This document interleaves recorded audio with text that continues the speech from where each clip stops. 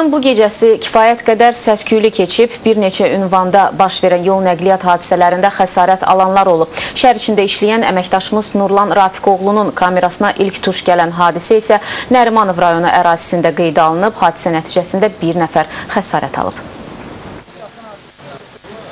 Gecə saatlarında paytaxtın Yasamal rayonunda bir nəfərin xəsarət alması ilə nəticələnən yol nəqliyyat hadisəsi baş verib. Mikail Müşfiq küçəsində baş vermiş qəza zamanı Gürcüstan vətəndaşı Daşqın Tanrıverdiyevin idarə etdiyi Mercedes markalı mikroavtobusla Sənan Mütəllibovun idarə etdiyi eyni markalı minik avtomobili toqquşub. Nəticədə minik maşınında olan xanım sərnişin xəsarət alıb. Dərhal əraziyə təcili tibbi yardım maşını cəlb olunub. Minik maşınında olan digər bir sərnişinin dediyinə görə mikroavtobusun sürücüsü yol hərəkəti qaydalarını pozaraq tək gedişli yolun əks istiqamətindən hərəkət edib. Üzü Nərimanov heykəlinin qarşısından üzü yuxarı keçmiş Əzizbəyev heykəlinə qarşı idarə edərkən, yəni protiv, yəni əks istiqamətdə qalxarkən, yəni mənim dostum üzü sağ tərəfə baxanda burada qəza baş vermişdi. Mikroavtobusun sürücüsü isə paytaxta ilk dəfə gəldiyindən yolu tanımadığını bəhanə gətirdi.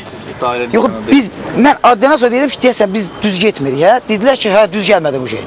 Dedim, onda dönəm yol aşağı ki, yolda düşürdüm aşağı. Yox, yuxarı qalıq dedilər. Burada axsaqqal var.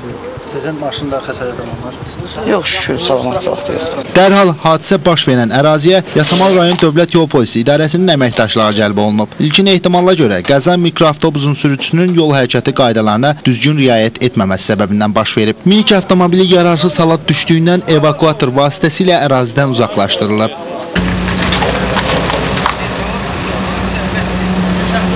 Qəzanın dəqiq səbəbləri isə hər iki sürücünün izahatından sonra məlum olacaq.